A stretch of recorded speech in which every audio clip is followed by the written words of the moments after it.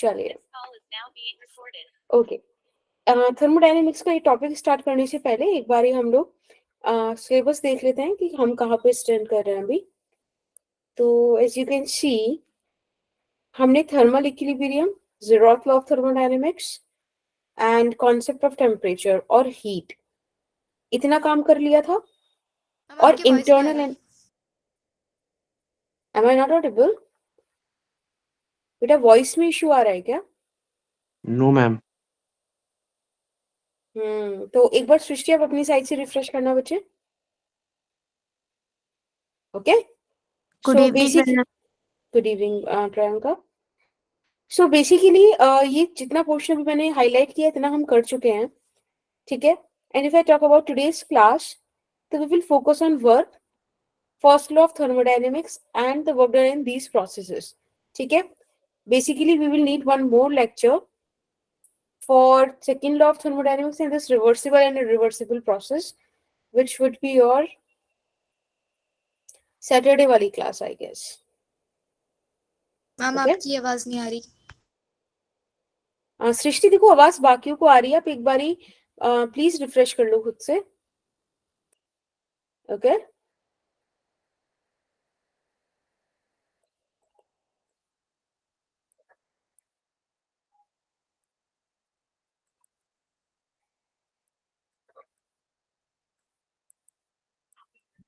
उसको आवाज नहीं आ रही है, उसको कैसे पता चलेगा?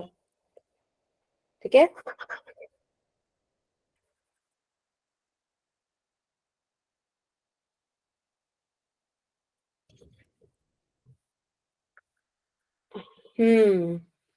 अच्छा इतना तुमको समझ में आने लगा है क्या आवाज से? सृष्टि ने तो एक्सेप्ट करने से ही मना कर दिया कि आवाज नहीं आ रही है। एक बार कोई चैट बॉक्स में मैसेज ड्रॉप कर दो कि आवाज क्लियर है,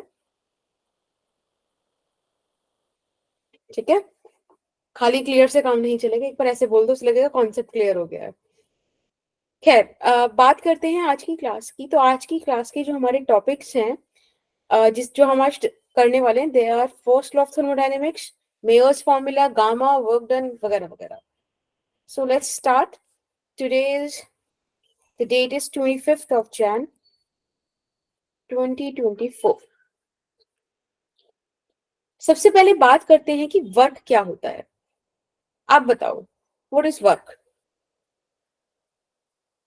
आई गेस वर्क का अगर बेसिक डेफिनेशन हम लोग देखें तो it is force times of displacement, या आफ्टर dx। अब सोचो हमारे पास एक सिस्टम है,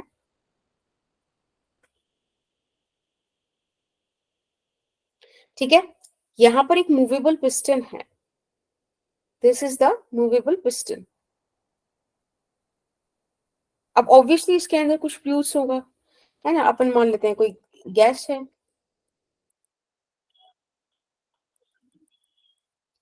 अब हुआ क्या कि हम लोगों ने ना इसको यहां से हीट दिया। अब अगर हम उसको हीट देंगे तो आप बताओ क्या होगा? इन पार्टिकल्स के पास एनर्जी आएगी। यस मैम, प्रेशर भी इंक्रीज होगा। Yes, they will try to move this piston. और पिस्टन क्योंकि मूवेबल पिस्टन है, तो अगर रुकता है तो उस जगह रुकेगा जब इनसाइड का प्रेशर और आउटसाइड का प्रेशर, मतलब इसके दोनों साइड का प्रेशर सेम हो जाए। तो मैं ऐसा अज्यूम कर लेती हूँ कि कुछ dx डिस्टेंस ही मूव किया पिस्टन, ठीक है। एंड लेट्स से कि इसका एरिया a था, और यहाँ ये जो पार्टिकल्स थे इन्होंने तकरीबन F फोर्स लगाई। कोई दिक्कत किसी को इतनी सी बात में? No ma'am. No ma'am. I guess we can write force as pressure times of area, yes right? Ma'am. अगर आप a डॉट dx देखो तो आई गेस आपको पता चल पाएगा कि ये वाला एरिया हुआ, राइट, जो बेसिकली इस पूरे सिस्टम के वॉल्यूम में चेंज आया।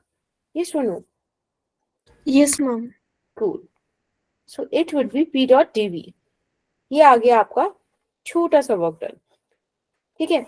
अगर मुझे पूरा वर्क डन चाहिए तो I need to integrate it, right. Yes ma'am. इस तरीके से आप लिख सकते हो। फिर आगे जाके ऐसे बहुत सारी बातें आ जाएंगी, जैसे कि अगर मैं ऐसे बोलूं कि प्रेशर इज कांस्टेंट, राइट, तब आप लिख सकते हो work done as p times of delta p। ये सुनो, यस मैम। ठीक है। किसी को अगर एक भी बात में डाउट हो तो प्लीज पूछ लेना, ठीक है, बता दिया जाएगा। हम यहाँ अभी पे डेल्टा क्यों लिखा? देखो, फिर आप इसको वी इनिशियल से वी फाइनल तक इंटीग्रेट करोगे तो यहाँ पर V final minus V initial आ जाएगा, which would be the change, right? Okay ma'am. Okay, अब आप देखिए ध्यान से, ये जो चेंज है it can have two signs ना, either the change is positive और the change is negative, right? दो ही तो बातें हो सकती हैं, या तो एक्सपेंड हुआ होगा, जैसे कि इस केस में हुआ तो इतना वॉल्यूम ऐड हो गया, या फिर कंप्रेस हुआ होता तो उतना वॉल्यूम चला जाता। ये सुनो, कंप्रेस किस केस में होता? अभी हम देखेंगे कि हम बाहर से कुछ फोर्स लगाते हैं इस पिस्टन पे तो कंप्रेस हो जाएगा। Okay ma'am. Okay okay, so basically अगर आपको एक एक्सपेंशन मिल रहा है, यानी कि पॉजिटिव आपको साइन मिल रहा है, वॉल्यूम इंक्रीज होता दिख रहा है, तो इसका मतलब है कि गैस ने एक्सपेंड किया है, right? As simple as that, gas expands. अगर यस आपको यहाँ पे नेगेटिव चेंज दिख रहा है, यानी कि वॉल्यूम कम होता दिख रहा है, तो उसका सिंपल सा मतलब है कि gas compressed, right? Yes ma'am. Yes. अब जो बच्चे ऑलरेडी इसको पढ़ चुके थे केमिस्ट्री में, they will find it difficult कि अब हम कैसे इसको रिलेट करें, क्या समझें क्या नहीं समझें। तो बस एक सिंपल सी बात समझना कि अगर डेल्टा वी आपका पॉजिटिव हो जा रहा है, इसका आपने अभी मतलब देखा कि गैस एक्सपेंड हो गई है, ठीक है? अगर गैस एक्सपेंड हो गई है तो इस आपने ध्यान से देखा ना कि गैस ने पिस्टन को मूव करा दिया, यानी कि जो वर्क डन हुआ वो बाय द पिस्टन हुआ। कितना सिंपल है। Yes ma'am. मैम एक बार रिपीट कर दो। I said if change in volume is positive, then it means the gas is expanding, and if gas is expanding, so it is basically the work done by the system. Yes, Preeti. Ma'am actually मेरा network issue था तो मैंने starting से class Okay, just focus on this expression, Preeti. यहाँ तक आई कैसे you will check the detailing of that topic, वो अभी आगे जरूरी नहीं है आगे इतना ज्यादा। बस आपको ये एक्सप्रेशन पता होनी चाहिए कि if you need to find out the work it would be p times of change in volume. Now I am discussing that change in volume can have two signs ना, either it is increasing or decreasing. If the change is positive it means gas expands, right? अगर gas expand हुई, if gas expands then basically the molecules of this gas push this piston ना, इन्होंने इस piston को initial position से final position तक ले गए ना। तो अगर ये लेकर गए हैं तो आप एक बात बताओ, काम किसने किया? हमारे सिस्टम ने किया। मैंने गलती से पिस्टन लिख दिया है, कहने का मन था कि work done by the system, right Preeti? Yes ma'am. Okay, now if change in volume is negative it means कि गैस कंप्रेस हुई है। अगर गैस कंप्रेस हुई है तो बेटा work done on the system हुआ है। ये सोनो। Yes ma'am. Yes. Yes ma'am. देखो एक सिंपल सी बात है, अगर आपको फिजिक्स का भी समझ में आ गया तो केमिस्ट्री में उल्टा कर देना, है ना? किसी एक चीज को समझ लो, दूसरे के लिए आप उसको रिवर्स मार सकते हो। Is that okay? Yes ma'am. इसको देखो याद करने का एक और मैं लॉजिकल तरीका बताती हूँ, अगर आप कनेक्ट कर पाओ तो अच्छा है। I said work done is p times of delta v. Pressure is always a positive quantity. Now it is delta v which get different signs, either it is positive or it could be negative. अभी आप ये देखो, this positive क्या दे रहा है आपको? Positive दे रहा है ना। तो पॉजिटिव का मतलब क्या हो गया कि भाई वर्क डन हमारे सिस्टम ने किया है। हम तो देखो एक कार का इंजन बनाना चाह रहे हैं, हम चाह रहे हैं कि वर्क डन कार का इंजन कर दे तो हमारे लिए ज्यादा अच्छा है। अगर उस पर हमें काम करना पड़ जाए तो क्या ही बात हुई, फिर तो गलत बात हो गई ना। अब आप देखो, अगर पॉजिटिव है और नेगेटिव है, मैं अगर इसको मिलाऊं पॉजिटिव और नेगेटिव को तो इट वुड बी नेगेटिव। और नेगेटिव तो गलत बात है ना कि हमको काम करना पड़ रहा है, ऐसे तो ये हो गया कि हम कार में धक्का मार रहे हैं, ये तो हमारे लिए नेगेटिव बात है। Work done on the system, ठीक है? अब आपको जैसे समझना है, जिससे समझना है वैसे समझ लो, सारा प्रोसेस आपके सामने है, ठीक है? Done ma'am. Okay, yes ma'am. अब बात करते हैं first law of thermodynamics. First law of thermodynamics. भाई बहुत ही प्यारा सा लॉ है, बहुत ही बेसिक बात करेगा. ये कहेगा जिस पे पूरी दुनिया चलेगी उसी सिस्टम पे, उसी बात पे मैं चलूंगा, and that is conservation of energy. ठीक है. ये कहेगा कि कंजर्वेशन ऑफ एनर्जी ही सिर्फ सोल रीजन है मेरे होने का. और ये बोलेगा कि एक बात मुझे बताओ, अगर आपके पास यहाँ पे कोई एक सिस्टम होता, आपने उस सिस्टम पे एक पिस्टन लगाया होता, अगेन अ मूवेबल पिस्टन, ठीक है, अब होगा क्या? यहाँ पे गैस है, मॉलिक्यूल्स बना देता है. अब ये सिंपल सी बात बोलेगा कि अगर आप इस सिस्टम को किसी भी तरीके से हीट देते हो, मतलब एक एनर्जी देते हो, तो एक तो इन सारे पार्टिकल्स का टेम्परेचर बढ़ेगा. आपको पता है कि temperature is nothing but the energy of the molecules, right? Yes, तो आपने जो टेम्परेचर, Yes, ma'am. आपने हीट प्रोवाइड कराई, उसने बेसिकली इंटरनल एनर्जी बढ़ाई है मॉलिक्यूल्स की. ठीक है. दूसरा काम क्या करा, जब एक इंटरनल एनर्जी इनकी, ठीक है, जितनी बढ़नी थी बढ़ गई, उसके बाद ये क्या करेंगे उस एनर्जी को? इस पर फोर्स लगा के आगे ट्रांसफर कर देंगे. फोर्स है इसका, एक क्रॉस सेक्शनल एरिया है. सो बेसिकली यहाँ पर वर्क डन हो जाएगा जब फोर्स, एरिया, डिस्प्लेसमेंट, ये सब चीजें होंगी. तो बेसिकली उन्होंने बोला कि ये जो इनपुट है ये दो आउटपुट की फॉर्म में दिखा. ठीक है, समझ रहे हो आप? तो इनके कहने का मतलब क्या हुआ कि आपने इंटरनल एनर्जी चेंज करने और वर्क डन को बढ़ाने में या वर्क डन करने में हमने गिवन अमाउंट ऑफ एनर्जी को खर्च किया. तो कंजर्वेशन ऑफ एनर्जी के हिसाब से गिवन अमाउंट यूज्ड अमाउंट में आना चाहिए, बराबर होना चाहिए. तो on the basis of this basic principle you got this statement. ठीक है, जिसमें कि Okay. आपका हाँ जी, जिसमें ये क्यू है आपका heat given to the system, और ये हो गया आपका change in internal energy, and this is the, देखो पिस्टन मूव Work done. ऊपर जाएगा, which means work done by the system. Is that fine? Yes, ma'am. ठीक है. ये कंप्रेशन वाले केसेस में हम यूज नहीं कर सकते ना. अगर आप हीट एक्सट्रैक्ट कर लो तब कर लोगे. तो ये हम दोनों यहाँ काम हो सकता है ना. हमने हीट गिवन करा है, हीट अगर हम सिस्टम को देंगे, देखो हर चीज का एक सिंबल है. अगर आपने सिस्टम को हीट दिया है तो इट इज पॉजिटिव. ठीक है, आप एक्सट्रैक्ट कर लोगे तो नेगेटिव हो जाएगा.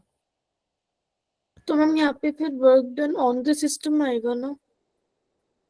हाँ, इन दैट केस सिचुएशन चेंज होगा, लेकिन बेसिकली ये ना थोड़ा सा नेचुरल प्रोसेसेस की तरफ ध्यान देगा. वैसे तो आप बोल सकते हो दोनों बातें, क्योंकि डायरेक्शन नहीं बता पाएगा, ये डायरेक्शन के लिए अलग पढ़ेंगे, बट या it could work like that. But आपको थोड़ा सा कॉशियस होना पड़ेगा कि आप एक्सट्रैक्ट कर रहे हो कि गिवन कर रहे हो कि क्या कर रहे हो. Okay ma'am. ठीक है, चलिए. अब एक छोटी सी चीज देखना, अच्छा लगेगा आपको पढ़ के इसमें, कि सपोज ये एक पिस्टन, एक सिस्टम है हमारे पास, यहाँ पे एक पिस्टन लगा देते हैं. सिमिलरली एक और सिस्टम ले लेते हैं और यहाँ पे पिस्टन लगा देते हैं. अभी तो सेम सेम से लग रहे हैं ये, बट इनमें एक डिफरेंस है. जो ये केस फर्स्ट है, इसमें है आपके पास फिक्स्ड पिस्टन, मतलब ये एक मूवेबल पिस्टन नहीं है, जबकि यहाँ आपके पास एक मूवेबल पिस्टन है. ठीक, सॉरी, हाँ, मूवेबल पिस्टन समझ लो या फ्री पिस्टन समझ लो. अब देखो होगा क्या कि हमने एक मतलब इन दोनों बॉक्सेस में कोई भी यहाँ पे गैस की मॉलिक्यूल्स प्रेजेंट है.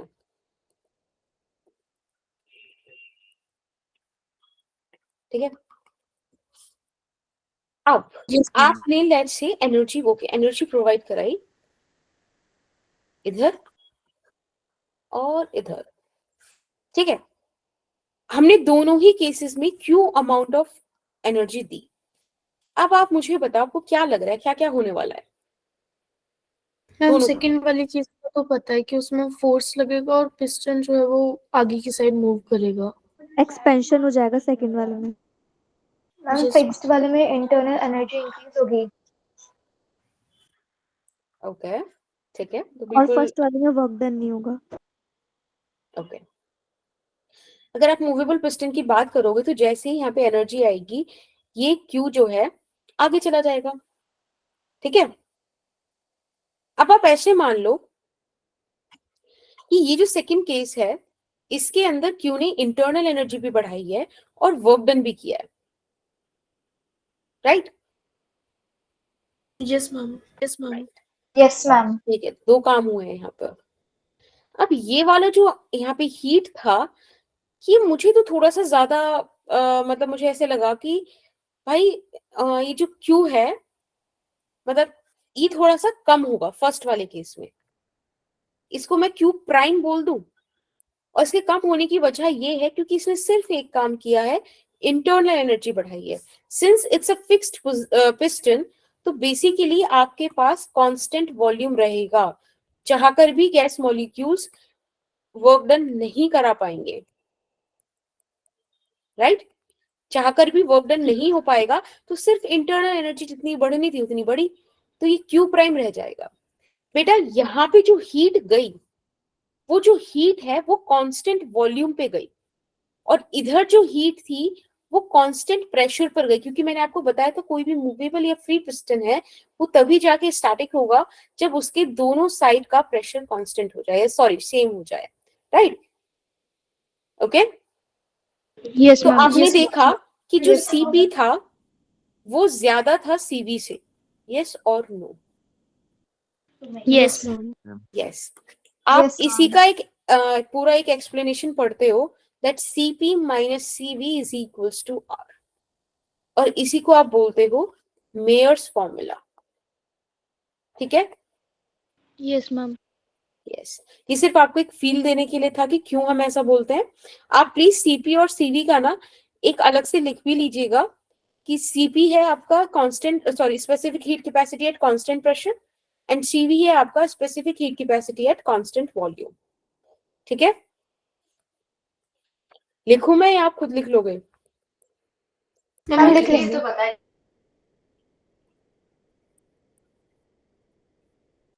This one. मैम हाँ जी, मैम एक बार और एक्सप्लेन कर दोगे कि सीपी सीवी से बड़ा क्यों है? क्योंकि सीपी वाला जो अमाउंट था उसने दो काम करे थे, यू और डब्ल्यू। ये सिर्फ यू बढ़ाकर ही रह गया, वी तो ये मतलब डब्ल्यू तक तो आया नहीं, क्योंकि डब्ल्यू होता है पी इंटू डेल्टा वी, और यहाँ पे चेंज इन वॉल्यूम 0 था बेटा, ठीक है? कम अमाउंट यूज हुआ ना, एक ही ओके काम मैम। हुआ सिर्फ। ओके, आप एक बात मुझे बताओ, स्पेसिफिक हीट कैपेसिटी का फॉर्मूला क्या था, अगर आपको थोड़ा बहुत याद हो तो?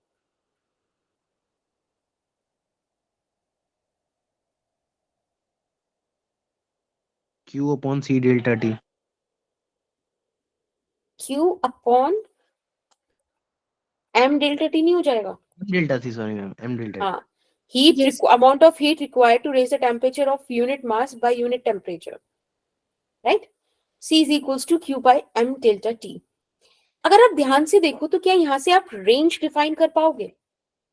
Range for this specific heat capacity of gases, मतलब एक थोड़ा सा ऐसे मन है वाला क्वेश्चन ऐसे पूछने का कि range of specific heat capacity of gases, अगर आप कर पाओ तो देखो, यहाँ पे डेल्टा टी अगर मैं 0 रख दूं तो क्या specific heat capacity of gases infinity नहीं हो जाएगी? Yes, मतलब ma'am. Atleast tending to the infinity, right? Ma'am. Yes. अगर मैं इस चेंज को 0 रख दूं तो क्या हमारे पास ये स्पेसिफिक हीट कैपेसिटी 0 आ जाएगी? सॉरी सॉरी डेल्टा टी 0 रखा ना एक बारी अगर मैं डेल्टा क्यू 0 रख दूं, हाँ, तो ये 0 हो जाएगा ना? Yes, ma'am. So basically the range is lying in between 0 to infinity. This is the range. Yes, ma'am. आप एक बात मुझे बताओ, मैंने आपको कल ही बताया था कि जिन प्रोसेसेस में चेंज इन टेम्परेचर नहीं होता उनको आइसोथर्मल बोलते हैं, और जिन प्रोसेसेस में चेंज इन हीट नहीं होता उन्हें Adiabatic. एडियाबैटिक बोलते हैं, ठीक है? इसीलिए आपके सिलेबस ने ना इनको बड़े प्यार से ऐसे अलग से मेंशन किया हुआ है, काफी इंपॉर्टेंट सा इनका डिस्कशन रहेगा। ठीक है, लेट्स कम हियर। अगर आपको इतनी बात समझ में आती है तो फिर हम आगे चलें, मेयर्स Yes. फॉर्मूला पर बात कर लेंगे। ओके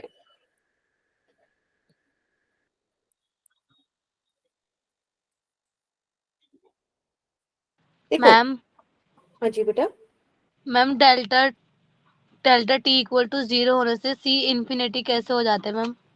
क्योंकि फ्रैक्शन में जब जीरो आता है तब हम इंफिनिटी पे चले जाते हैं। बेसिकली देखो ऐसे वैसे तो मैथमेटिकल वाले ज्यादा एक लेजिट तरीके से बता पाएंगे, although I just want to tell you कि अगर हम डिवीजन में कुछ भी नंबर लिखते हैं तो बेसिकली जो भी न्यूमरेटर में होता है उसके उतने डिवीजन, उतने पार्ट्स करने होते हैं। फॉर एग्जाम्पल आई राइट की 4 का हाफ यानी 4/2, तो बेसिकली 4 को 2 पार्ट में तोड़ दो, राइट। अब अगर मैं किसी पार्ट को बोलूं कि किसी पार्ट को 0 में तोड़ दो तो क्या होगा, उसे अनडिटरमाइंड या ऐसे कुछ फॉर्म बोल देते हैं, indeterminate form, something like that. ठीक है, और वो that's why defined as infinity. 1/0 maths में इंफिनिटी की फॉर्म में डिफाइंड है। Okay ma'am, thank you. Okay, अब बात करते हैं मेयर्स फॉर्म। कोई कुछ और पूछ रहा था क्या? हाँ सुहानी, सुहानी या शिवानी, किसका हैंड अप है? मेयर्स फॉर्मूला होता है Harshit, CP minus CV is equals to R. हमको इतना तो पता चल गया है कि सीपी बड़ा है सीवी से। ठीक है, नाउ द क्वेश्चन इज कि ये आर कहाँ से आया। ये सिर्फ मैं डेरिवेशन इसलिए कराना चाहती हूँ क्योंकि इसमें ना फील है बहुत सारे कॉन्सेप्ट्स की। Otherwise I can skip the derivations और मुझे कोई दिक्कत भी नहीं है उस चीज में। बस थोड़ा सा एक बार देख लेते हैं। एक मैंने ये आपके साथ एक सिस्टम शेयर किया जिसमें मैंने बोला कि ये एक फिक्स्ड पिस्टन है। आई गेस आपको अब समझ में आ गया होगा कि अगर आपके पास फिक्स्ड पिस्टन होता है, क्या बोल रहे हो?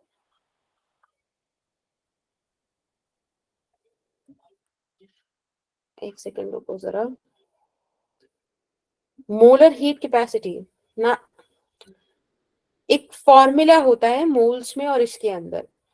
ठीक है, मोलर हीट कैपेसिटी जो होती है that is molar mass into specific heat capacity. ठीक है, या चलिए अब बात करते हैं। यहाँ पर देखो हमारे पास एक सिस्टम है। ये तुम सरकास्टिक में या ऐसे बजा सही में बजा रहे हो ऐसे?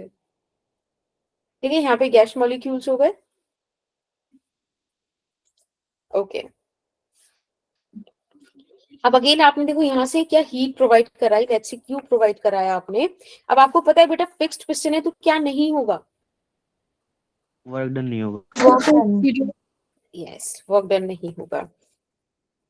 अगर हम किसी चीज को कांस्टेंट वॉल्यूम पर हीट कर रहे हैं तो बेसिक सॉरी मतलब कि अब हम ये केस जो है ये कांस्टेंट वॉल्यूम पे हीट करने वाला हुआ। बेटा इस पर अगर मैं डी क्यू लिखना चाहूँ तो कैसे लिखूंगी? मैंने आई गेस कल आपको बताया था ये सब, याद है हमारा एक डिस्कशन रहा था उसको लेकर, डिग्री ऑफ फ्रीडम को लेकर। हम मॉलिक्यूल से शुरू करे थे फिर N8 तक गए थे, है ना, वो सारी चीजें। तो basically D Q is nothing but NCV/dt। Yes, ma'am. अगर मैं आपको बोल दूं कि number Yes, of moles ma'am. Of 1 ले लीजिए तो आपके पास डी क्यू आ जाएगा CVDT। देखो पता है एक बस अटेम्प्ट है डेरिवेशन कराने का, आपको अगर समझ में आ जाए तो बढ़िया, नहीं आए तो भाई मेरे को तो बस ये एक्सप्रेशन चाहिए। ओके, Okay, अब ma'am. एक बात बताइए, जब इस केस में DW 0 है तो फर्स्ट लॉ ऑफ थर्मोडायनेमिक्स अगर आप कभी पढ़ोगे, अभी मतलब कभी क्या अभी पढ़ लिया आपने, तो डी क्यू वहां पे DU प्लस DW हो जाएगा ना। अगर Yes, आपका ma'am. DW 0 है तो basically DQ would be DU। यहां से आपको DU का फॉर्मूला CVDT आ गया। ये सुनो, ये चीज याद रखना, ये बहुत इंपॉर्टेंट है ये। ठीक है, जब आगे कभी मैं दोबारा यूज करूँ ना आपको लिंक समझ में नहीं आएगा। बस इसी बात के लिए मैंने ये डेरिवेशन पूरा कराने का सोचा था, तो इस चीज को याद रखिएगा, DU होता है CVDT। अब सोचो मैं यही काम आपसे कहूं कि एक केस तो ये हो गया, एक केस ये कर लो कि आप इसे मूवेबल पिस्टन उठा लो और फिर मेरे को एक एक्सप्रेशन दे दो भाई। जब आप मूवेबल पिस्टन उठाओगे तब आप किस पे काम कर रहे होगे? कांस्टेंट, किस पर हीट कर रहे होगे? Constant pressure. हीटिंग। यस, समझ में आया क्या ये क्या हुआ है भाई? Yes ma'am. पक्का? देखो Yes, जब ma'am. आपके पास फिक्स्ड पिस्टन था तो कांस्टेंट वॉल्यूम था, जब आपके पास मूवेबल पिस्टन आ गया तो कांस्टेंट प्रेशर हो गया। इसके लिए देखो मैंने पहले यहाँ पे डी क्यू के साथ सीवी यूज किया था क्योंकि कांस्टेंट वॉल्यूम था, लेकिन अब कांस्टेंट प्रेशर है, इसके लिए मैं क्या यूज करूंगी, D Q is equals to N C P D T. ठीक है, अगर एन का वैल्यू 1 हो in that case D Q would be CP D T. ठीक है, आप डी क्यू को D U plus D W लिख सकते हो, बोलो। Yes ma'am. Yes, ma'am. Yes. अब यहाँ पे du की जगह देखो, इंटरनल एनर्जी थोड़ी चेंज होनी है। इंटरनल एनर्जी अगर इतनी है तो वो अब ये यही रहेगी, फॉर्मूला हो गया ये इंटरनल एनर्जी का। कहीं भी अगर अब हम du यूज करेंगे तो हम cvdt ncvdt ये यूज करेंगे, तो यहाँ पर जो du है इसकी जगह आप cvdt रख दो, यहाँ पे pdv आ जाएगा आपके पास, राइट? बोलो, किसी को इस बात में कोई दिक्कत हो तो बताओ। No ma'am. No, ma'am. क्या इस एक्सप्रेशन को ऐसे लिखा जाए?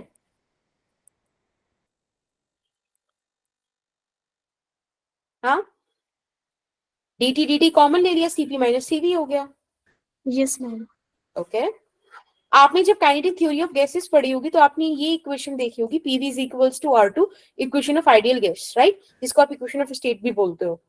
Yes ma'am. एनआरटी। हाँ, Yes, वो n ma'am. मैंने 1 मान लिया।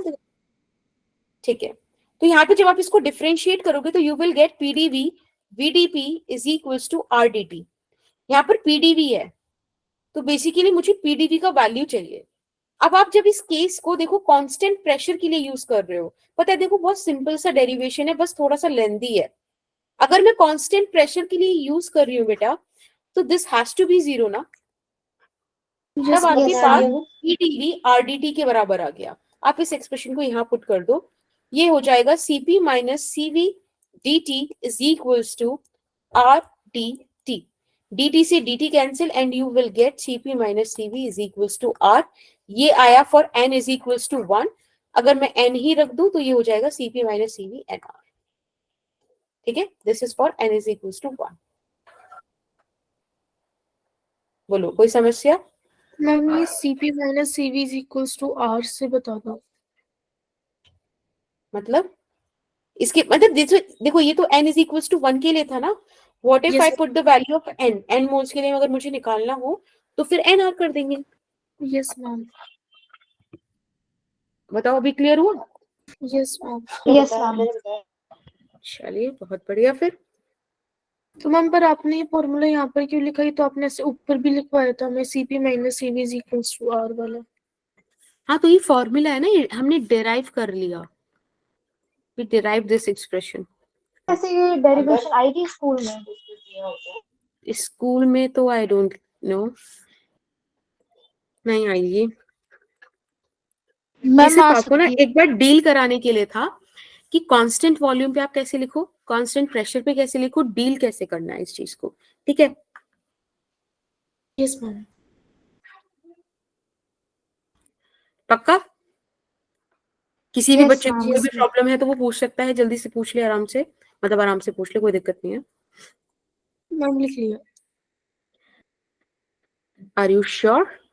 Sure sure sure? Yes, ma'am. Yes ma'am. Okay, चलिए, तब एक क्वेश्चन दूं मैं आपको। No Yes, ma'am. ठीक है, अच्छा, चलो बाद में देंगे, अभी नहीं देते। ठीक है, मतलब क्वेश्चन है, बाद में देंगे, ऐसा मत सोचना कि मैंने तनिष्का की बात को इम्पोर्टेंस दी है। मैम आपने वीडियो ऑन नहीं करी? यस, मैंने नहीं करी हुई, आपको अभी अभी दिख रहा है? मुझे लग रहा था कि मेरा ही नेटवर्क इशू है। मेरे को भी यही लगा। Good, I don't like you. Ma'am आप क्वेश्चन देने वाले आई थे। Mean I like you. नहीं नहीं, अभी, हाँ अभी दूंगी मैं, अभी क्वेश्चन आएंगे। मैम होमवर्क में देंगी मैम शायद। कैमरा ओपन कर लो। क्यों भाई? मैम की तबीयत खराब है। तुम लोग तो, हाँ तुम लोग तो ओपन नहीं कर रहे ना ऐसे। अच्छा, एक चीज ध्यान रखना, अभी जैसे हर्षित पूछ रहा था, एक तो मैं नए नए नाम निकालते रहती हूँ तुम लोगों के। अभी जो हर्षित पूछ रहा था, हर्षित द नन, वो कह रहा था कि ये तो मोलर स्पेसिफिक, मोलर मतलब चीजें हैं। तो देखो ये होता है कैपिटल सीपी, जिसको आप लिख सकते हो मोलर स्पेसिफिक हीट कैपेसिटी, ठीक है, एट कांस्टेंट प्रेशर, राइट। बेटा इसका फॉर्मूला होगा m, which is molar mass, multiplied by छोटा सीपी। अभी छोटा CP is not your Delhi वाला सीपी, है ना, ये है आपके specific heat capacity at constant pressure. Okay, yes ma'am. और मैम 1 मिनट नोट कर दो। हाँ हाँ बिल्कुल, ऐसे ही ये हो जाएगा molar specific heat capacity at constant volume, ये हो जाएगा मोलर मास, और ये आ जाएगा specific heat capacity at constant volume. अगर आपको ये चीज समझ में आ गई है तो अब मेरे पास आपके लिए एक छोटा सा क्वेश्चन है, दे दूं? No ma'am. Yes ma'am. No. Okay बेटा, आपने नो बोला तो बिल्कुल नहीं दूंगी। क्वेश्चन है कि लेट्स से आपके पास एक N2 मॉलिक्यूल है, ठीक है, आपको बताना है the value of Cp minus Cv, ठीक है। ऑप्शन ए हो जाएगा आपके पास 14R, बी हो जाएगा R/14, सी आ जाएगा आपके पास 28R, and D would be R/28, ठीक है। बताइए।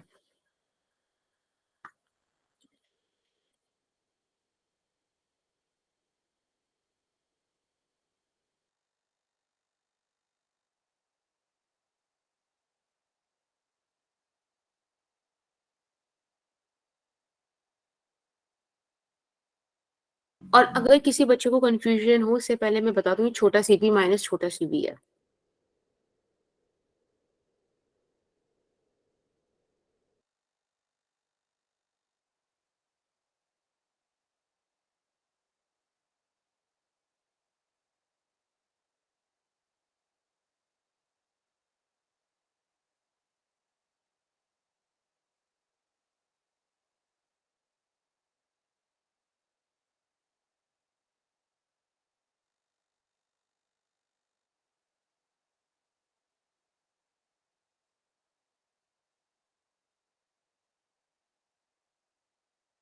अंजुम बताओ बेटा क्या आ रहा है?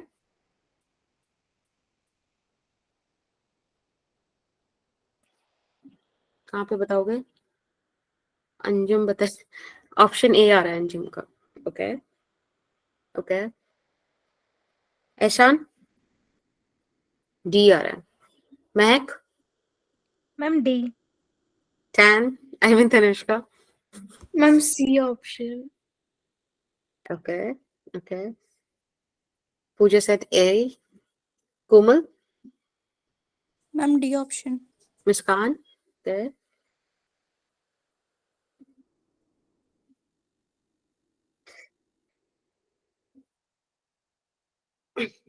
ओके, बहुत बढ़िया, चलिए। The correct option would be option D, ठीक है। Let's check how. आप एक बात बताइए, आप छोटे सीपी को बड़ा सीपी बाय एम लिख सकते हो, सिमिलरली आप छोटे सीवी को बड़ा सीवी बाय एम लिख सकते हो, right. They are asking you to find छोटा सीपी माइनस छोटा सीवी, यानी कि आप इसको 1/m सीपी माइनस सीवी लिख सकते हो। कोई दिक्कत? Ma'am no but ma'am. आपने जो फॉर्मूला लिखवाया था वो small CP minus small CV is equals to NR था। तो तो मैम अगर हम उसमें एन की वैल्यू पुट करके डायरेक्ट निकाल लें। वो n मोल्स थे ना, मतलब हो या तो यहाँ पे फिर आर हो जाएगा सीधा आंसर। क्या हो जाएगा? फिर तो डायरेक्ट आर ही हो जाएगा ना आंसर, क्योंकि नंबर ऑफ मोल्स तो 1 है। तो R बाय ये M नहीं लिखोगे आप? No ma'am. नहीं मैं कह रही हूँ लिखना है। N का 14 होता है ना, तो N 2 है, that's why you will write 28। ठीक है, बाकी ये बहुत बड़ा डिस्कशन का टॉपिक, मतलब ज्यादा मतलब ठीक है नहीं, बस एक बार बता दिया, आप लोग समझ लीजिएगा, अच्छी बात है। अब मैं एक अलग बात करती हूँ। देखो आपके लिए ना कैपिटल सीपी ज्यादा इंपॉर्टेंट नहीं है, ये स्मॉल सीपी और स्मॉल सीपी ये ज्यादा इंपॉर्टेंट है, क्योंकि पूरा डिस्कशन इन्हीं के थ्रू चलने वाला है। ओके, तो ज्यादा लोड लेने की जरूरत है नहीं। अब फिजिक्स में ना एक काम करा गया कि इन दोनों मैम समझ नहीं आया। हाँ मैम ये समझ नहीं आया, मतलब हम उसमें डायरेक्ट वो वाला फॉर्मूला क्यों पुट नहीं कर रहा? कौन सा? CP minus CV is equals to R वाला, मतलब मेयर्स फॉर्मूला, राइट? यस बेटा यहाँ पे एन मोल्स की बात चल रही थी क्योंकि ना, मॉलिक्यूल्स तो आप थोड़ा सा वो चेंज करके रखते, राइट या नहीं? चलो अगर अभी नहीं क्लियर हो रहा तो अपन इसको बाद में उठा लेंगे, डोंट वरी। थोड़ा सा अभी आगे लेक्चर लेके जाते हैं, थोड़ा इंपॉर्टेंट डिस्कशन है आगे। ये तो जैसे ऐसे बीच में हर्षित ने इंट्रोड्यूस कर दिया था तो उसकी बात कर दी, ठीक है, आगे लेके चलते हैं, फिर एक बात कर लेंगे। अभी छोटा सीपी छोटा सीवी, इसका ना फिजिक्स में हमने एक रेशियो डिफाइन किया जिसको हमने गामा बोला। आप लोग जैसे गामा बनाते हो वैसे बना लेना, ठीक है, जैसी आपकी मर्जी, this is how I make it, ठीक है। So this gamma is nothing, मतलब गामा ये वाला गामा आप लोग जैसे बनाते हो, राइट? तो सीपी सीपी हाँ सब जगह स्मॉल चलेगा बेटा, ये तो जस्ट एक बहुत ही छोटा सा डिस्कशन था, ज्यादा मतलब आता नहीं है इस पे क्वेश्चन, ये ज्यादा इंपॉर्टेंट है भी नहीं, बस इंपॉर्टेंट ये सीपी सीवी है, ठीक है, ये इंपॉर्टेंट है और कुछ नहीं। So basically CP CV is equals to R, ये चीज आप इज इक्वल्स टू गामा, ये रेशियो बड़ा इंपॉर्टेंट है, आप इसको हमेशा याद रखेंगे, ठीक है? ओके ठीक है, ओके। अभी भी मैंने आपको एक फॉर्मूला बताया था कि du is equals to N CV times of dt, right? Yes ma'am. हमने कभी तो ये वाला फॉर्मूला पढ़ा था कि n times of f by 2 is u, कल पढ़ा था ना? Yes ma'am. अगर मैं यहां से du कैलकुलेट करना चाहूं तो क्या वो nf2r dt नहीं होगा? यस होगा? मैम। होगा। अब आप एक काम करो, देखो यहाँ du, यहाँ भी du, ये n, ये रहा n, ये dt, ये रहा dt, तो on comparing these two equations क्या आपको cv का वैल्यू f बाई 2r मिला? Yes ma'am. ओके, आपने देखा था cp माइनस cv r होता है, तो क्या यहाँ से cp आपके लिए r प्लस cv हुआ? Yes ma'am. और cv का अगर मैं f बाई 2r वाला वैल्यू पुट कर दूं तो क्या ये f plus 2 by 2 multiplied by r हुआ? Yes ma'am. ओके, तो एक बार जरा मुझे इन बातों को फिर से लिखने दो एक अच्छी सी स्लाइड पे, that cp is equals to f plus 2 divided by 2 multiplied by r, where cv is your f by 2r। पता है ये चीजें ना देखो थियोरेटिकल है, और अगर बीच में एक भी लिंक टूटा तो कहानी बिगड़ जाएगी, इसलिए बिगड़ने मत देना, कहानी टूटे उससे पहले बता देना कि टूट गया है, हमें बता दो, ठीक है, ये टूटने वाला है वाली चीज पे। Okay ma'am. गामा हो जाएगा आपका cp बाय cv, यानी कि इन दो का ratio, which would be f plus 2 2f2 और r से r कैंसिल, बेसिकली आ जाएगा f प्लस 2 बाय f, यानी कि 1 प्लस 2 बाय f। यहाँ पे f पता है क्या है? Degree of freedom. तो आपके पास ये जो गामा का फॉर्मूला है ना 1 प्लस 2 बाय f, ये बेहद इंपॉर्टेंट है, इसको आप हमेशा याद रखिएगा। एक इसको याद रखिएगा, एक इसको याद रखिएगा, एक इसको याद रखिएगा, और एक cp माइनस cv बराबर r, इसको याद रखिएगा। याद रखेंगे 4 चीज? पक्का? ओके यस ट्राई करेंगे। मैम एक मिनट रुक जाना स्लाइड पे। हाँ जी बेटा, ट्राई करने जैसा कुछ नहीं, you need to do it, this is a very important slide, ठीक है, make sure you will remember it. Yes ma'am. Okay, चलें आगे। यस हम मैम। बस ओके, सृष्टि जी मुझे बता दीजिएगा कब चलना है। मैम कहाँ चल रहे हैं? मैम हो गया, मैम लंदन, हो गया। okay, let's come to the very important topic. Again, derivation कराना मेरा कॉल है, just to give you the feel, otherwise जो हमारे मतलब पेपर का नेचर है वो न्यूमेरिकल है या एमसीक्यू बेस्ड है, तो मैं नहीं कराऊं तो भी चलेगा, बट आई फेल्ट कि इसके बिना इस चैप्टर का फील ही अधूरा है, ठीक है।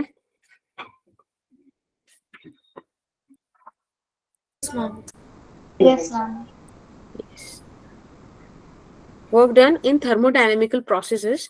एक छोटी सी एक इंपॉर्टेंट सी स्लाइड बना रही हूँ, जिसके बाद मेरा तो डिस्कशन खत्म हो सकता था, ठीक है, वो मैं आपके लिए अभी स्टार्टिंग में बना दे रही हूँ, आप लोग उसको याद रखिएगा बात तक भी। सबसे पहले हम यहाँ पे बात करेंगे प्रोसेस के नेम की, ठीक है, जो भी थर्मोडायनेमिकल प्रोसेस होगा उसका फीचर या बेसिक कैरेक्टरिस्टिक क्या है वो यहाँ लिख देंगे, और वर्क डन का एक्सप्रेशन क्या आने वाला है, ठीक है, वो लिख देंगे। तो सबसे पहला आपका प्रोसेस है आइसोबैरिक प्रोसेस, और इसका सिंपल सा पॉइंट है कि भाई प्रेशर होता है कांस्टेंट, ठीक। और अगर मुझसे कोई इसके वर्क डन के बारे में बात करे तो वर्क डन होता है P V2 minus V1, where V2 is your final volume, V1 is your initial volume. When it comes to the second process which is your isochoric process, तो इसके अंदर जो इसका फीचर है वो ये है कि वॉल्यूम कांस्टेंट होता है, और वॉल्यूम कांस्टेंट अर्थात वर्क डन 0, सबसे प्यारा मुझे यही लगता है। फिर आएगा हमारे पास आइसोथर्मल, राइट, आइसोथर्मल में टेम्परेचर कांस्टेंट होता है, और आइसोथर्मल के कांस्टेंट टेम्परेचर के लिए जो वर्क डन होता है वो होता है nRT log with base E V2 by V1. V2 is your final volume, V1 is your initial volume, ठीक है। इसके बाद हमारे पास आता है last, and that is your adiabatic process. और एडियाबेटिक प्रोसेस के लिए आपको क्वेश्चन बोलता है, आई मीन कॉन्सेप्ट जो उसका फीचर है वो ये है कि change in heat is suppose to be 0 and the work done is what, nR1 minus gamma multiplied by T2 minus T1, where T2 is your final temperature and T1 is your initial temperature. Is that okay? Yes, ma'am. Okay. Last work done का जो adiabatic process वाला है ना वो समझ गई हाँ ma'am. जो वर्क डन है ना एडियाबैटिक में, तो वो उसमें उसका जो फॉर्मूला है वो एक बार बता दो ना। उसका फॉर्मूला है nR upon 1 minus gamma within bracket T2 minus T1. Ma'am ये कैसे आया? नहीं अभी डेरिवेशन बताऊंगी, मैं तो सारा का बताऊंगी, तो मैं तुम्हें बता रही हूँ। Okay ma'am. क्या बेटा? Degree of freedom. गामा क्या है ये पूछ रहे हो? गामा CP by CV भी तो बताया था। तो उसी स्लाइड के बाद बैक टू बैक ये वाली स्लाइड भी बेहद इंपॉर्टेंट है, ये आपको बिल्कुल याद होनी चाहिए, कि कोई नींद में से उठा के पूछ ले तो आप बता दो। चलिए अब बारी बारी से एक एक को डील करते हैं। सबसे पहले बात करेंगे प्रेशर कांस्टेंट वाले प्रोसेस से। ये कहता है कि भाई P is constant, okay, P is constant, ठीक है। अब प्रेशर कांस्टेंट है, सबसे पहले हम इसका इंडिकेटर डायग्राम बनाएंगे। इंडिकेटर डायग्राम मतलब ये वाला डायग्राम, ऐसा PV डायग्राम जिसको आप बोलते हो। कांस्टेंट प्रेशर के लिए किसी एक पे ही वॉल्यूम बढ़ते रहे, प्रेशर कांस्टेंट का यही तो मतलब है, राइट? हाँ या ना बोलते चलना। Yes Yes. So this is your initial volume V1 and this is your final volume V2, ठीक है। अगर मुझे वर्क डन चाहिए तो वो हो जाएगा एरिया अंडर द कर्व। मैंने आपको हमेशा बताया था कि जिन दो क्वांटिटी के प्रोडक्ट से आपको कोई थर्ड क्वांटिटी मिलती है तो उसको ग्राफिकली आप ऐसे हमेशा फाइंड आउट कर पाओगे। तो एक तरीके से रेक्टेंगल टाइप चीज नहीं हो गई, उसका area pressure into length into breadth हो जाएगा, which is V2 minus V1 and this is the area. देखो मैंने यही बताया था कि यही प्रेशर आएगा आपका, ठीक है, सिंपल। इसके अलावा दूसरा मेरा फेवरेट है आइसोपोरिक प्रोसेस। आइसोपोरिक प्रोसेस हमसे बोलता है कि भाई V कांस्टेंट, बस हमने कहा कि भाई आप तो बहुत अच्छे हो, आपका इंडिकेटर डायग्राम बनाएंगे तो कुछ बनेगा ही नहीं। This is V, this is V। आप इसका इंडिकेटर डायग्राम देखो, ये है। एक्स एक्सिस में तो कुछ कर्व भी नहीं आ रहा, ग्राफ ही नहीं आ रहा, मतलब एरिया ही नहीं है, राइट राइट। Yes, ma'am. तो अगर मैं एरिया अंडर द कर्व निकालने वाली बात बोलूं तो कुछ भी नहीं है, ऐसे समझ में आ जाए, ऐसे सही, अदरवाइज आप ऐसे ले लीजिए, काम खत्म। सबसे सिंपल ये है, फिर बचाओ आप होमवर्क में कर लाओगे। हाँ Yes, ma'am. Literally isothermal adiabatic छोड़ दूं? छोड़ दूं? मैम ट्राई करेंगे, अगर नहीं हुआ तो आप बता अरे देना। नहीं नहीं नहीं नहीं, मैं तो मजाक कर रही थी। मैम बस स्लाइड पीछे कर दो प्लीज। हाँ जी बेटा।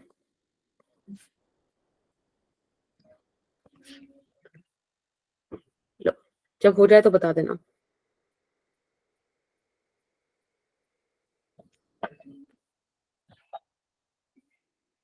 Yes ma'am. ओके, अब आइसोथर्मल प्रोसेस के बारे में बातें करनी है। मैम आप मैथ्स वाली टीचर्स की तरह डांट रहे हो, डांट रहे हो? ओ अच्छा, आप मैथ्स बात कर रहे हो, वही मैं कहूँ। जी नहीं नहीं, बात नहीं करी, मैं होमवर्क में नहीं दे रही, मैं करवाऊंगी। आइसोथर्मल प्रोसेस इज बेसिकली जहां टेम्परेचर कांस्टेंट होता है, राइट बेटा? हाँ या ना Yes, बोलते ma'am. चलना। Yes ma'am. गुड।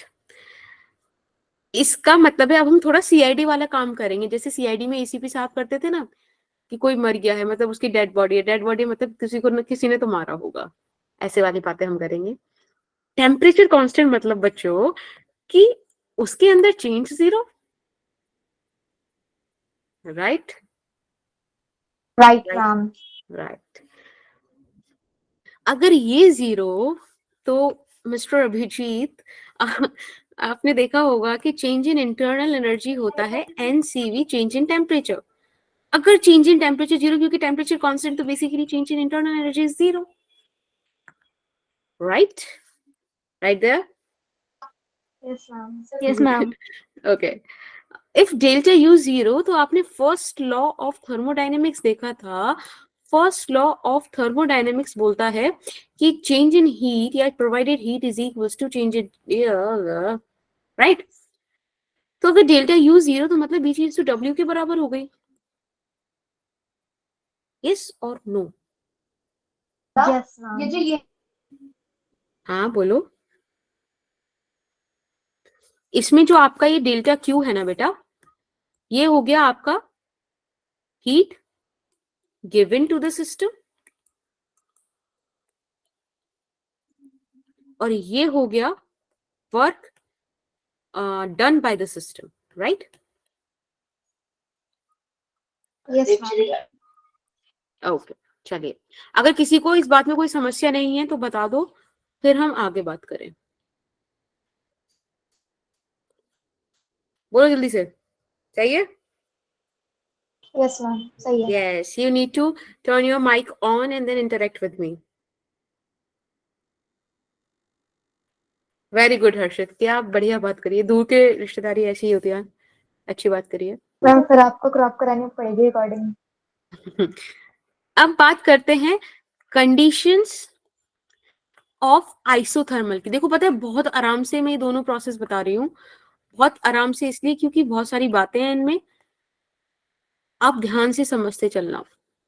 अब कंडीशन क्या है आइसोथर्मल प्रोसेस? सबसे पहले तो आपके सामने लिखा हुआ ही है कि भाई change in temperature has to be 0। दूसरा ध्यान रखिएगा कि जो वॉल है ना कंटेनर की, याद है वॉल्स का जिक्र हुआ था हमारा पहला, boundary they must be perfectly conducting, यानी कि डायाथर्मिक होनी चाहिए। ठीक है, अभी तो तुम देखने चीजें बड़ी प्यारी तरीके से कार्नोट इंजन में आती हैं। थर्ड जो पॉइंट है इसका वो ये है कि ये जो प्रोसेस है ना, ये बहुत बहुत बहुत स्लोली होना चाहिए। Process must be carried out very very slowly. ठीक है, दिस इज इंपॉर्टेंट। ये कंडीशन ऑफ आइसोथर्मल याद रखिएगा। बता दो। सेकेंड पॉइंट ये बोल रहा है कि अगर आपको आइसोथर्मल प्रोसेस कराना है तो आइसोथर्मल प्रोसेस के लिए जो कंटेनर या आप सिस्टम के बीच की जो वॉल है, समझ रहे हो, सिस्टम और सराउंडिंग के बीच की जो वॉल है वो परफेक्टली कंडक्टिंग होनी चाहिए, यानी कि हीट उनमें से प्रॉपरली ट्रांसफर हो जानी चाहिए। Is that okay? ये कंडीशंस हैं, इन कंडीशंस के अंदर आपको आइसोथर्मल प्रोसेस कैरी आउट होता हुआ दिखेगा। Okay ma'am. दूसरी अब डिस्कशन रहती है, ये आपके ग्राफ्स के लिए बहुत इंपॉर्टेंट है क्योंकि बहुत सारे क्वेश्चंस ऐसे देखे गए जिनमें हमें स्लोप ऑफ आइसोथर्मल ग्राफ निकालना था। हाँ जी बेटा। मैम आपने बोला कि कंडक्टिंग वॉल्स होंगे, कंडक्टिंग वॉल्स होंगे तो टेम्परेचर का चेंज तो होगा ना? हाँ तो वही तुम चाहते हैं ना, चेंज 0 हो, मतलब कि परफेक्टली कंडक्ट। नहीं नहीं नहीं नहीं, आप क्या देखो, हमने एक बात और बोली है कि प्रोसेस बेहद स्लो होना चाहिए। ठीक है, बहुत स्लो, पता भी नहीं चलेगा वैसे वाला चीज। अभी ना आपको ये चीज थोड़ा सा इसको अभी फिलहाल लिख के रख लो, आपको इसका फील कार्नोट इंजन में बहुत बेहतरीन तरीके से आने वाला है। For time be just believe me, that's all which I can say. ठीक है, यस मैम। ओके। अब बात करते हैं स्लोप ऑफ आइसोथर्मल प्रोसेस की। अब देखो हमारे पास एक इंडिकेटर डायग्राम बना लेते हैं हम अपना, यानी कि जब भी मैं इंडिकेटर बोलूँ ना, आप लोग पीवी डायग्राम समझ जाना। पीवी डायग्राम जो कि एक आइसोथर्मल प्रोसेस को डिफाइन कर रहा हो, कुछ ऐसा आएगा। अगर आप देखो तो प्रेशर जब ज्यादा है तो वॉल्यूम कम है, फिर आगे जाके क्या हो रहा है, प्रेशर कम हो गया, वॉल्यूम ज्यादा हो रहा है बेसिकली। हाँ बिल्कुल हर्षित, बिल्कुल। So basically pressure is inversely proportional to volume, और ऐसा होना भी तो चाहिए। आप ये देखो पीवी होता है एनआरटी, आपने बोला कि टी भी कांस्टेंट, यानी कि पीवी कांस्टेंट हो गया, right? If PV is constant then P has to be like this, right right right. Yes ma'am. Okay ठीक है बेटा, इफ पीवी इज कांस्टेंट, जरा इसका आप स्लोप निकालिएगा। कैसे निकालोगे? क्या इसका स्लोप डीपी बाई डीवी नहीं होगा? D Y by D X जैसे होता है, y की जगह p है, x की जगह v है, तो ये ऐसे आ जाएगा। Yes ma'am. ठीक है, तो यहां से निकाल दीजिए आप प्लीज। आई गेस ये हो जाएगा P D V, V D P is constant, मतलब कॉन्स्टेंट का डिफरेंशिएशन 0 होता है। यहाँ से P D V minus V D P हो जाएगा, और मुझे चाहिए D P by D V जो हो जाएगा माइनस का p बाई वी। बेटा ये होता है स्लोप ऑफ आइसोथर्मल ग्राफ। आप प्लीज इसको याद रखिएगा, आपके ग्राफ्स में बहुत हेल्प करेगा जब ग्राफ के क्वेश्चंस आएंगे, और जरूर आएंगे वैसे क्वेश्चन। ठीक है, चला जाए आगे। ओके, अब फाइनली बात करते हैं वर्क डन के एक्सप्रेशन की। मैम 1 मिनट पीछे वाली स्लाइड दिखाना। हाँ जी बेटा, 1 मिनट दिखा रही हूँ। Work done in isothermal process. ठीक है, we will discuss about this. देख लीजिए, जब हो जाए तो बता दीजिए। तो हो गया मैम। हाँ क्या बोल रहे हो? मैम हो गया। हाँ एक ग्राफ में, हाँ तो वो बात करेंगे ना हम। अभी देखो ग्राफ की स्टडी जब आएंगी तब बात करेंगे। ठीक है, फिलहाल अभी हम बेसिक बेसिक सिर्फ एक तरीके से social ingredients kind of collect कर रहे हैं। ठीक है, बाद में शाही पनीर बनाएंगे। अब बात करते हैं work done in isothermal process की। बेटा वर्क डन का अगर बेसिक डेफिनेशन में आपसे बोलूं तो क्या वो ये हो जाएगा?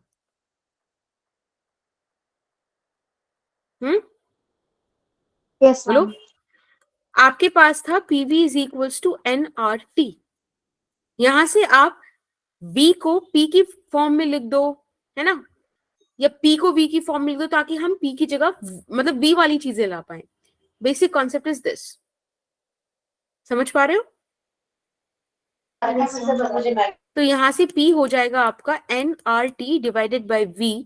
आप इसको यहाँ पे सब्सटीट्यूट कर दीजिए and you will get W is equals to, देखिएगा ध्यान से, nRT V डॉट dV आपका V1 से लेके V2 तक पहुंच गया। इसमें से मैं NR कॉमन लेके बाहर हटा दूं, T कांस्टेंट है उसको, एक मिनट बेटा, T कांस्टेंट है उसको हटा दूं, आपके पास dV बाय V रह जाएगा V1 से लेके V2 तक। आप इसको सॉल्व करोगे तो क्या ये log V नहीं आ जाएगा? जल्दी हाँ या ना Yes, बोलते ma'am. रहो। Yes ma'am. यस, यहाँ पे हो जाएगा log with base E V2 minus log with base E V1 and it would become nRT log with base E V2 by V1. Yes or no? This is work done? Yes ma'am. Yes ma'am. Yes. बेटा एक बात बताओ, आप इसको ऐसे भी तो लिख सकते हो, जब मैं आपको ये बोल रही थी कि इसके अंदर PV कांस्टेंट होता है तो हम इसको ऐसे भी तो लिख सकते थे कि P1 V1 बराबर P2 V2 और V2 बाय V1 की जगह आप P1 बाय P2 भी तो लिख सकते हो। तो यही formula in the terms of pressure हो जाएगा nRT log with base E P1 by P2। अब ये सारी चीजें डेरिवेशन के थ्रू ही फील हो पाती है ना। थोड़ा सा आपको डीलिंग समझ में आ गई कि क्वेश्चन अगर बेसिक कॉन्सेप्ट से आ गया तो आप कर पाओगे। तो ये दोनों ही फॉर्मूले आपके आइसोथर्मल प्रोसेस के हैं। Is that fine? Yes ma'am. ठीक है। Oh okay. रुक जाइए, अभी कोई थैंक यू नहीं हुआ है। नहीं नहीं, ऐसे कैसे खत्म, एक सेकंड रुकना बस। Bye ma'am.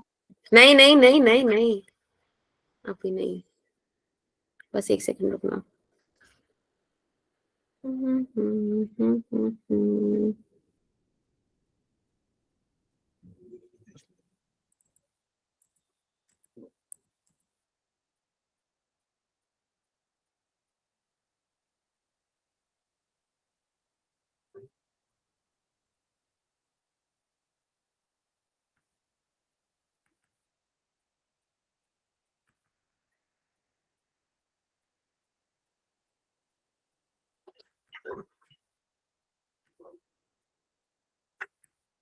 ओके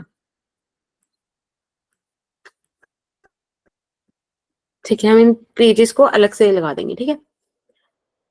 अब मैम बात आपने करते हैं, और स्लाइड ले ली? हाँ बेटा, अब बात करते हैं एडियाबेटिक प्रोसेस की।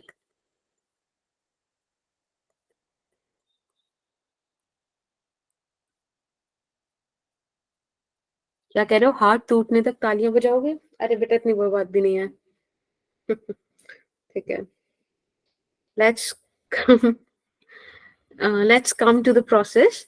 देखो एडियाबेटिक प्रोसेस ये बोलता है कि change in the heat is going to be 0, right.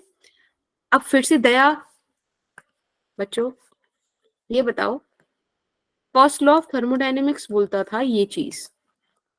अगर हमने बोल दिया कि चेंज इन हीट 0 है तो इसका मतलब हम क्या ये बोल रहे हैं कि work is negative of change in internal energy? Yes ma'am. इसका मतलब इस स्टेटमेंट को अगर आप फील करके लिखना चाहो तो फील करके क्या आपको ये चीज समझ में आ रही है कि वर्क डन इंटरनल एनर्जी के खर्च पर हो रहा है, क्योंकि बाहर से तो आप कोई एनर्जी दे ही नहीं रहे। समझ रहे हो, आपने कुछ दिया नहीं पर आप सिस्टम से काम करा रहे हो। एक बात बताओ, आपने सिस्टम को कोई एनर्जी तो दी नहीं बाहर से, और आप उससे कह रहे हो कि भाई काम करो करो करो, तो वो खुद की एनर्जी से करेगा ना जो उसके पास है। फॉर एग्जाम्पल, पता नहीं कोई टीचर ऐसा क्यों ही करेगा, पर फिर भी जैसे कि आप बच्चे हो, आपको ऐसे 2-3 दिन के लिए खाना ना दे, और पेपर ही पेपर सॉल्व करा है, तो आप खाना भी नहीं दिया, एनर्जी नहीं दी आपको, और अब ऊपर से आपसे पेपर और सॉल्व करा रहा है, और पेपर सॉल्व कराने के बाद आपसे ये और कह रहा है कि उसके लिए डोमिनोज से कुछ लिया हो, पिज्जा वगैरह। मतलब आपसे काम करवाया जा रहा है, खाना आपको दे नहीं रहा, तो आप अपनी इंटरनल एनर्जी की खर्च ही तो करोगे जो 2 दिन पहले खाकर आए होगे उससे, यस राइट? देखा कितनी अच्छी जल्दी समझ में आता है अपने ऊपर। सो बेसिकली आप ये बोल पाओगे कि work is done by the system, ठीक है, on the expense of its internal energy. Negative का मतलब ये हुआ, इसमें ना हर एक बात का थोड़ा सा तो मतलब है ही, अगर पता चल जाए तो मजा आ जाएगा, ठीक है। अब इसके बाद हम बेसिक डिस्कशन करेंगे कि आप मुझे बता दो स्लोप क्या होगी। अभी स्लोप का डिस्कशन हमने किया था ना आइसोथर्मल के लिए, वैसे ही आप लोग मुझे बता दो कि यहाँ पर स्लोप ऑफ एडियाबेटिक प्रोसेस क्या होगा, बताओ जल्दी से।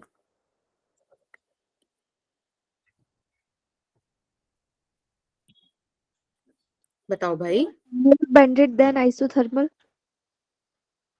ओके। isothermal से थोड़ी नीचे। पता है इसका ना जो कर्व होता है वो P V raise to the power gamma constant के बराबर होता है। PV gamma minus 1 constant. ना ना PV raise to the power gamma, बाकी वो वी के इन सब में आते हैं फॉर्मूलाज जो आप बोल रहे हो ना, वो टीवी की power 1 minus gamma is equals to constant होता है, P 1 minus gamma T gamma की पावर कांस्टेंट होता है, ऐसे होते हैं। देखो जो आप ये बोल रहे मैंने हो कर दिया, ना, ओके कंप्लीट हो गया ये। PV raise to the power gamma is constant, बेटा इसको लिखने के तरीके ये भी हैं, मतलब इसका भी डेरिवेशन है, बट अगेन वो बहुत ज्यादा बड़ा हो जाएगा, उसमें मैं नहीं जाने वाली हूँ, वरना ये चीज भी हम प्रूव कर सकते हैं, ठीक है, सारे के सारे रिलेशन प्रूव कर सकते हैं। ये सब कांस्टेंट, ये सब एक ही बात बता रहे हैं कि एडियाबेटिक प्रोसेस हो रहा है। समझ में आया? Yes ma'am.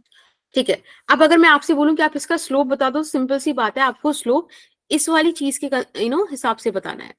तो इस वाली चीज के हिसाब से बच्चे यहाँ पर सिंपल हो जाएगा, आप इसको डिफरेंशिएट करोगे विद रिस्पेक्ट टू टेम्परेचर, हमारी चीजें चल रही हैं, खाली डिफरेंशिएट करेंगे तो यहाँ पे हो जाएगा, जल्दी करो डिफरेंशिएट भाई इस एक्सप्रेशन को, और अगर कहीं अटक जाओ तो यहाँ देख लेना।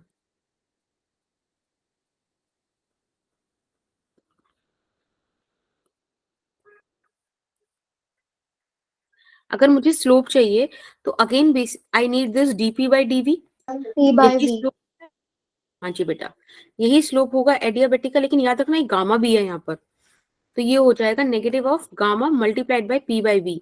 अगर आप ध्यान से देख पाओ तो आपको ये चीज समझ में आ जाएगी कि ma'am slope of adiabatic process is equals to gamma times of slope of isothermal process. और खाली इस एक बात पे ग्राफ के इतने बढ़िया बढ़िया क्वेश्चन बनते हैं ना, कि अगर मेरे को सच में टाइम मिलता तो आईआईटी के क्वेश्चन हम लोग डिस्कस करते just to get the feel of the gamma of this expression. मतलब मैंने लास्ट टाइम तो कराया था, अगर आप लोगों को टाइम मिले तो आप लोग देख लेना, मजा आ जाएगा, ठीक है। एक बार अगर आपकी चीज समझ में आ गई हो तो बस फाइनल में हम एक्सप्रेशन की बात कर लेते हैं, which is work done in adiabatic process, ठीक है। लास्ट हमारा पॉइंट यही है आज की क्लास का, कि आप वर्क डन इन एडियाबेटिक प्रोसेस निकाल पाओ। भाई वर्क का एक सिंपल सा फॉर्मूला तो हम कब से पढ़ते आ रहे हैं, अभी अभी आपने देखा कि P V raise to the power gamma is constant, तो यहां से मैं पी को वी के टर्म में कन्वर्ट कर दूं, क्योंकि डिफरेंशिएशन सॉरी जो इंटीग्रेशन होना है वो डीवी की टर्म्स में होना है, right. So it would become what, K by V की power gamma dot dV, right. V1 से लेके V2 मान लीजिए, के कांस्टेंट हो जाएगा, बाहर रख लीजिए, ये V की पावर माइनस गामा हो जाएगा डीवी से, ठीक है। आप इसको इंटीग्रेट कीजिए, क्या आएगा, आई गेस V की power minus gamma plus 1 upon minus gamma plus 1। बेटा गामा तो कांस्टेंट होगा ना, तो उसको हम बाहर रख सकते हैं, बोलो। Yes ma'am. तो ये हो जाएगा K 1 माइनस गामा, और यहाँ पे आप देखो वैल्यूज पुट कर दो, क्या पुट करोगे, V2 minus gamma plus 1, V1 minus gamma plus 1, right. अब मतलब ये बेसिकली बस मैथमेटिक्स चल रहा है और कुछ भी नहीं बचा हमारे पास करने को फिलहाल। यहाँ से आपके पास V2 V1 आ जाएगा। अब एक बात बताओ, इसमें और क्या करा जा सकता है, मतलब और क्या करूं मैं, कुछ हो सकता है और? क्या मैं इस K की जगह PV गामा रख दूं? जैसे V2 है तो P1 V1 गामा हो जाएगा, V1 है तो P1 V1 हो जाएगा, समझ रहे हो, P2 V2 P1 V1, ये सुनो। Yes ma'am. तो बस ये थोड़ा सा ना, बस आपको मतलब यहाँ से वेरिएशंस मिल जाएंगे फॉर्मूलाज में जो आपके आते भी हैं। इस K की जगह हमने क्या करा, 1/1 माइनस गामा को तो ऐसे बाहर ही रखे रहा, और K की जगह मैंने रख दिया P2 V2 की पावर गामा। अब उसमें ये वाली चीज ऐड हो गई। सिमिलरली यहाँ पर P1 V1 की पावर गामा, उसमें माइनस गामा प्लस 1 ऐड हो गया। तो आपके पास देखो बेटा ये एक्सप्रेशन आ गई, P2 V2 minus P1 V1। अगर मैं चाहूं तो मैं इस इक्वेशन को स्टेट वाली इक्वेशन से मतलब रिलेट कर कर यहाँ पे क्या लिख सकती हूँ, NR T2 माइनस T1। तो ये सब फॉर्मूलाज किसके हैं, आपके एडियाबैटिक वर्क डन के। अब आपको किसी भी चीज की जरूरत पड़ सकती है, किसी भी एक्सप्रेशन की जरूरत पड़ सकती है on the basis of the given conditions. Is that okay? हाँ जी सृष्टि। मैम जो हाँ आपने K की वैल्यू पुट करी ना, मैम K की वैल्यू पुट करी, वहां से पर बता दो, वहां से समझ नहीं आया। मैंने कहा आपसे कि आप K की जगह PV की पावर गामा रख सकते हो। एक बात बताओ, मैंने आपसे यही तो बोला था कि PV raise to the power gamma is constant. तो बेटा आप ऐसे भी तो लिख सकते हो, P1 V1 raise to the power gamma constant, और एक P2 V2 raise to the power gamma constant. Yes ma'am, अब आ गया। हाँ बस ये एक पॉइंट था, ठीक है। अगर आप ध्यान से देखो तो यही मैंने आपको सारे वर्क डन बताए थे इस टेबल में, सब आपके पास हैं। आप अगर एक याद रखते हो तो अब आपको इन डेरिवेशंस की हेल्प से ये पता चल जाएगा कि इस वाली चीज से इस वाली चीज तक कैसे आना पड़ेगा, ठीक है। तो क्वेश्चन में जैसे गिवन होगा वैसे आप यूज कर पाओगे। And now your class is over. Thank you so much for being so nice. Starting की हाफ समरी मैं दूंगी। मैम बाकी हाफ मेरी। एक बार पीछे ये वाली कौन स्लाइड दिखा दो। ना दोनों, तो राइट मैम मैं कोमल? स्टार्ट गुड कोमल। मैम इससे पीछे वाली। मैम ये आप एक पोल कर सबका, अच्छा अच्छा अच्छा, हाँ जी। तो शुरू हो जाओ, जिसको बताना है सबसे पहले सबसे जो। पहले हमने वर्क के बारे में पढ़ा था, इसके बारे में हमने पढ़ा था dW is equals to F dot dx। फिर आपने बताया था कि अगर हम एक कंटेनर में कोई गैस लें और उसके अंदर हम मूवेबल पिस्टन लगा दें और उसके अंदर हम हीट दें, वो जो कि होगी Q, तो वो पिस्टन जो है वो मूव करेगी, तो वो एक dm डिस्टेंस कवर करेगी। तो इससे हमने करा था कि F डॉट dx जो है वो pressure into area into dx के इक्वल है। और फिर हमने इससे एक और बात निकाली थी कि dW is equal to P dot dV, है ना। तो यहाँ पे फिर हमें अगर पूरा वर्क डन चाहिए तो हमें इंटीग्रेशन करना पड़ेगा, तो work done is equal to integration of P dot dV हो जाएगा। और अगर हमारे पास प्रेशर जो है वो बच्चों मैं ना चैट बॉक्स में लिंक ड्रॉप कर रही हूँ, आप प्लीज उस फॉर्म को फिल कर देना। Tanishka please continue. अगर हमारे पास प्रेशर कांस्टेंट है तो work done is equals to P dot delta V हो जाएगा। यहाँ पे डेल्टा V की भी दो हो सकते हैं, तो वो पॉजिटिव हो सकता है और वो नेगेटिव हो सकता है। अगर डेल्टा V जो है वो पॉजिटिव हुआ तो गैस जो है वो एक्सपेंड होगी और वर्क डन जो है वो बाय द सिस्टम होगा, और अगर डेल्टा V हमारा नेगेटिव हुआ तो गैस जो है वो हमारी कंप्रेस होगी और वर्क डन जो होगा वो ऑन द सिस्टम होगा। इससे हमने एक और तरीके से देखा था, work done is equals to pressure dot delta V। अगर प्रेशर पॉजिटिव है और डेल्टा V पॉजिटिव है तो वर्क डन जो होगा वो बाय द सिस्टम होगा, क्योंकि वो पूरा पॉजिटिव होगा। अगर हमारा प्रेशर पॉजिटिव है और डेल्टा V नेगेटिव है तो जो वर्क डन होगा हमारा वो ऑन द सिस्टम होगा। फिर उसके बाद हमने पढ़ा था फर्स्ट लॉ ऑफ थर्मोडायनेमिक्स। इसके अंदर हमने सबसे पहली चीज लिखवाई थी आपने, कंजर्वेशन ऑफ एनर्जी, है ना। तो हमने दोबारा से एक कंटेनर लिया था और उसके अंदर गैस ली थी और उसके अंदर हमने एक पिस्टन लगाया था और फिर हमने उसमें एक क्यू हीट दी थी, तो वो उसके ऊपर प्रेशर एफ लगेगा और वो मूव करेगा। तो यहाँ पे गैस ने क्या करा, एक तो काम करवाया एनर्जी पे और वर्क डन पे। तो क्यू ने काम करा कौन सा, यू और डब्ल्यू। तो इसी से हमने एक फॉर्मूला डिराइव करा था जो होता है Q is equals to delta U plus W, जहाँ पे क्यू जो था वो heat given on the system था, डेल्टा यू क्या था, चेंज इन इंटरनल एनर्जी थी, और डब्ल्यू था हमारा work done on the system. फिर उसके बाद हमने एक एग्जांपल लिया था, हमारे पास दो कंटेनर है, दोनों कंटेनर में गैस है ना। हमने दोनों कंटेनर में जो है पिस्टन लगाया था, एक में था फिक्स्ड पिस्टन और एक में था मूवेबल पिस्टन।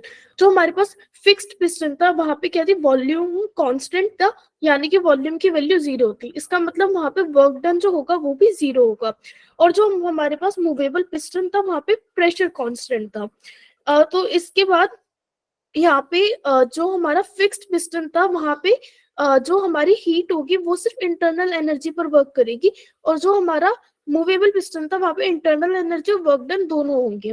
फिर उसके बाद हमने इसी से देखा था जो सीपी होगा वो ग्रेटर देन होगा सीवी से, जहाँ पे सीपी जो था वो स्पेसिफिक हीट कैपेसिटी थी कांस्टेंट प्रेशर पर, और सीवी जो थी वो स्पेसिफिक हीट कैपेसिटी थी एट कांस्टेंट वॉल्यूम। फिर हमने एक मार्फर्स फॉर्मूला पढ़ा था जो था Cp minus CV is equals to are.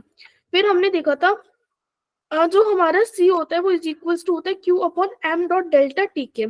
तो अगर हमें इसकी रेंज निकालनी है तो अगर डेल्टा टी 0 होगा तो C जो है वो इनफाइनाइट होगा, यानी कि आइसोथर्मल प्रोसेस होगा। और अगर हमारा डेल्टा क्यू जो है वो 0 होगा तो हमारी सी की वैल्यू 0 हो जाएगी, जो कि हमारा एडियाबैटिक प्रोसेस होगा। तो इसकी रेंज जो थी वो क्लोज इंटरवल 0 से ओपन इंटरवल इनफाइनाइट तक गई थी। फिर हमने मेयर्स फॉर्मूला पढ़ा था और इसकी डेरिवेशन पढ़ी थी। मेयर्स फॉर्मूला था Cp minus CV is equals to R. सबसे पहले हमने उसके अंदर पढ़ा था हीटिंग एट कांस्टेंट वॉल्यूम।